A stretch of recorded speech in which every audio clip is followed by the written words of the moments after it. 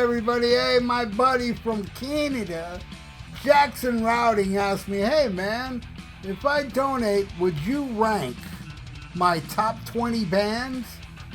And I was like, sure, man. So I'm going to read you Jackson's top 20 bands, and then I'm going to rank them, all right? At number 1, his favorite band is Blind Guardian. Then Symphony X. Then Manowar. Then Overkill. Then Halloween. Then Nevermore. Then Jagpanzer. Iced Earth. Accept. Armored Saint. Death. Iron Maiden. Morgana Le Fay. Immortal. Testament. Creator. Catatonia. Saxon. Psychotic Waltz. And Manila Road.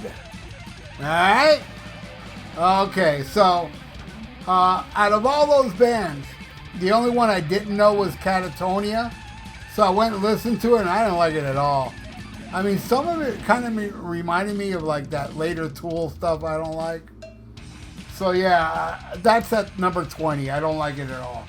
Next, Psychotic Waltz. What I do like Psychotic Waltz. That's, I think it's the God-Shaped Void. Great album. I believe it was Jackson that got me that record, man. The CD, and I really, really enjoyed it, Jackson. That one's at 19. All right, at 18. Man, I know this is very low on my list, but I don't really know much about this band. They've been around forever. Though I do love their album, Crystal Logic. And I'm talking about Manila Road. I have some friends down here that are fanatic, and I've heard several albums from them. None of them grab me like Crystal Logic, you know? So that one would be at 18. All right. At 17, Morgana Le Fay. Got to thank Jackson for turning me on that. I believe the album is called Sanctified. And Grand Matera was a really good one. And Malatrichium, I think what it's called. Morgana Le Fay is an awesome band, and I want to thank Jackson for getting me into them. All right, 16, Symphony X. I've seen this band live, man. That Michael Romeo guy, it's an amazing guitar player. It's an amazing band. They're very tight. I like the album, The Odyssey. Good stuff, man. All right, at 15, again, I got to thank Jackson for this. He got me a Jagpanzer Ample Destruction and Mechanized Warfare, and I have another Jagpanzer CD that I had, that I've had forever. And I saw Jagpanzer at the Sun and Steel Fest in Tampa, 2003, 2002, sometime around there. But anyway, yeah, man, fucking. Oh, I forgot to mention their last album, The Hallowed, which is another one that Jackson got me. And man, that was like one of my favorite albums of that year. I think it was last year or the year before. Great album, man. Jagpanzer, The Hallowed.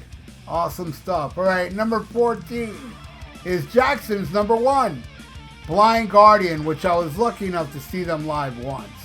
And they were awesome. And I love Blind Guardian, man. I love Battalion of Fear and Follow the Blind.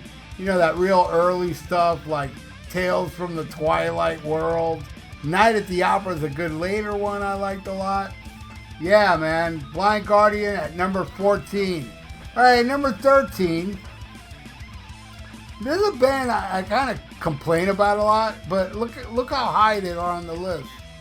And it's all really due to the albums I like from this band, because I feel, and this is my own personal opinion, I don't mean to hurt anybody's feeling, because if you're a thrash fan, I know you worship Testament, I like Jackson, and I don't, to me they're kind of like, what did I call them before, Nickelodeon metal, Disney metal, but I love the legacy, and when that album was new, I worshipped it. I didn't really care for New World Order and New Order, and then Practice What You Preach I didn't care for. But the one that the band hates and not a lot of people talk about, Souls of Black, is one of my favorite. If not, I think it's my favorite Testament album. is Souls of Black. Now, I didn't like The Ritual, but I liked Low. I thought Low, for the most part, was a good album. And The Gathering's awesome. And that's it. I just named a bunch of albums, but they have more albums than what I named. And they made it all the way up there on the strength of those albums I like, especially Souls of Black. I love that fucking album. All right, next. Oh yeah, and I gotta say, Testament complained because they were rushed to make that album so they could tour with Judas Priest. And I was like, damn, they should rush Testament more often. All right, next. At number 12, Nevermore. Man, I love me some Nevermore. Now, unlike the rest of the world, I'm more of a fan of Sanctuary, but that's my timeline, you know? I grew up when Refuge Denied was new. I thought, and I saw that tour. Then I saw Into the Mirror Black, them headlining, an incredible band. But then, you know, they broke up and Nevermore came out, and I dug it. I got the first album, and the first album was kind of like, you know, it had its moments. But man, that In Memory EP, that's awesome, man. With Optimist and Pessimist, amazing stuff. And then it only got better after that with the Politics of Ecstasy. And, you know, I know they made more, but these two I mentioned are my favorites, which is Dream in Neon Black, and my favorite of all is Dead Heart in a Dead World. I know they made albums after that, but that's what I'm really aware of. You know, because The Enemy Within and this and that, it didn't really grab me as much as these early Nevermore albums. And rest in peace, Warrell Dane. He was awesome. All right, number 11, Halloween. My favorite Halloween is the Kai Hansen stuff. The Walls of Jericho, the Halloween EP, the Judas EP. That's my favorite Halloween. But I didn't mind the Kiski stuff. I like both, Keepers albums. I liked Pink Bubbles Go Ape, which a lot of people didn't like. I hated Chameleon. And then some Andy Dara stuff I like Master of the Rings and Time of the Oath. And, you know, they had several good albums later on. I didn't like that last one where it has every member on it. I thought that album sucked. Really, it was a very big disappointment. But yeah, those Halloween albums I mentioned, put them all the way at 11. Now, we're at the top 10. And in number 10, my all-time favorite black metal band, Immortal, man. Man, that Diabolic Full Moon Mysticism debut, amazing. Pure Holocaust, Battle in the North may be my favorite. I love me some Immortal, man. Yeah, they are my favorite black metal band, and they are all the way at number 10. Emperor is kind of close, though, I gotta say. I pick Immortal a little bit over Emperor, but not much. All right, number 9. Yes, Iced Earth. Oh, boy, do I love this band. Especially Horror Show. You know, Horror Show, through the years, grown on me. It used to always be Burnt Offerings is my favorite, and I still kind of... Yeah, man, I'd put it tied with Horror Show. I mean, Dante's Inferno is my favorite Iced Earth. But Dark Saga was cool with Violate. Something Wicked's amazing. And I dug in the Glorious Burden with Ripper. I thought was really good. And yeah, a couple ones after that was okay. But yeah, Iced Earth is awesome, man. They're all the way at number 9. At number 8, the band Death. Yeah, game-changing, man. To me, it's really about the first 3 albums. Now, don't get it twisted. Let's cut the deck. And I'm sure Jackson is more of a fan of human, symbolic, individual thought patterns. I like those albums, but I loved the first 3, especially Legacy. I mean, Legacy, listen to me. Leprosy. You know, the first album, Scream Bloody Gore, is amazing, man. Ritual, Zombie Ritual, that shit's amazing. And of course, you know, Pull the Plug, and then Spiritual Healing, Human Monstrosity. I mean, man, that shit's awesome. So yeah, Death makes it all the way at number 8. All right, number 7. Some will argue with me about this, but whatever. The reason this band is at all the way up at number 7 is because of the first 4 albums. I'm talking about Overkill. I don't think Overkill ever did albums as good as the first 4. What is that you say? Horoscope? Okay, that's your opinion. Give me Overkill with Bobby Gustafson. That guy was such a badass that when he was out of the band, they had to hire 2 guitar players. Now, don't get me wrong. There's some later Overkill albums I liked. I liked WFO. I thought White Devil Armory was cool. And yeah, a couple other ones, you know. And I liked I Hear Black, even though that was so different. I dug it. But yeah, Overkill really, Gustafson puts it all the way at number 7. All right, number 6, some German thrash, Creator. Man, that first album, Endless Pain with Total Death, that's so dirty and awesome. I loved that back in the day. It was like, you know, these bands from Germany, Sodom, Destruction, Creator, they were so dirty on their first couple albums. And yeah, man, I love Endless Death. You know, all the way up to Coma of Souls I thought was awesome. And I did see the Coma of Souls tour. I'm very happy about. And then later on, Violent Retribution was cool, but I thought my favorite later Creator album was Enemy of God. I think that album's phenomenal. I would put it up there with Endless Pain up to Coma of Souls. It's right there with those albums. And that's number 6. At number 5, Accept. You know, from the first album to Russian Roulette. And then Blood of the Nations was amazing. That was like my favorite album of 2010. Stalingrad was cool, and the one was the one with the bull on the cover. That was okay, but then it just started. There was like a song or two I liked on the later albums, but it wasn't really grabbing me as much as, especially Blood of the Nations. But Accept, man. And Udo rules. Animal House is an awesome album. And I put Udo up there with Lemmy Kilmister as a god. Udo is a god. All right, at number 4, Saxon. From Wheels to Steel to Power and the Glory. What a roll, man. Strong Arm with a Law. Denim and Leather, my favorite one, man. I like the song Crusader, but that album's kind of shaky.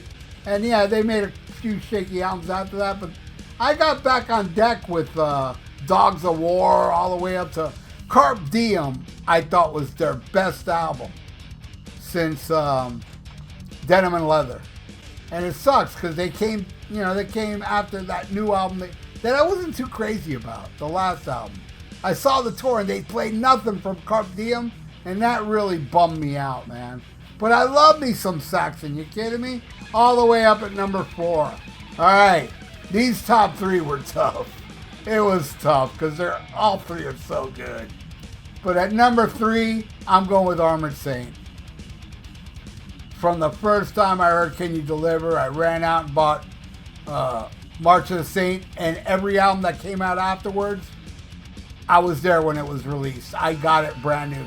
Delirious Nomad even blew my mind more, and still my favorite album. Raising Fear is awesome. Symbol of Salvation is the classic. I love the reunion album, Revelation. La Raza may be my least favorite, and I couldn't get into it at first, but I ended up loving it. And yeah, it wins hands down, and the last one, the one with end of, I forgot the name. Oh, Punch in the Sky. That's it. Armored Saint all the way at number 3. At number 2, All Hail, Manowar. Yeah, laugh if you will. Laugh all you want. I don't give a rat's ass. I love Manowar, and I'm damn proud of it. Seriously. They're known as the joke band. You know? It's funny when people like goof on me and put up pictures of Prince fans put up pictures of Manowar wearing their little thongs and shit, which they only did on one record, but still. Prince fans make fun of that. I'm like, have you seen that Prince song where he's in a thong as well? Hypocrites. Anyway, Manowar rules. My favorite era is Ross the Boss, though, man. From Battle Hymns to Kings of Metal. Kings of Metal being my favorite. But I like Louder Than Hell, and, you know, Jackson got me the vinyl. Triumph of Steel, which I thank you so much. I liked Warrior of the World. But then after that, Sons of Odin and all that shit, too much spoken word garbage and classical pieces. But man, give me some Manowar from Battle Hymns to Warriors of the World, and I'm happy. And that's why they're all the way at number 2. And not many agree with this, but I know Jackson Rawdings agrees with me when I say Eric Adams is the greatest heavy metal vocalist ever, in my opinion. Yes, I think he's better than Halford, than Dio, you name it, Jeff Tate, everybody. I think, and don't get it twisted, let's cut the deck. I love all those people that I just mentioned. But I like Eric Adams' voice, man. Listen to him and sing Mountains, or the cover of Netsi Dolma. You know, he's just an amazing, amazing vocalist. And listen to him on Dark Avenger and Power. I mean, the guy is a fucking beast. To me, the greatest metal singer ever. And they just played a show in America and somebody filmed it. And my God, he's still amazing at 70-something years old. Eric Adams rules. And Jackson and I hail Manowar. At number 1, and the only reason they're my number 1 is because of those first 2 albums.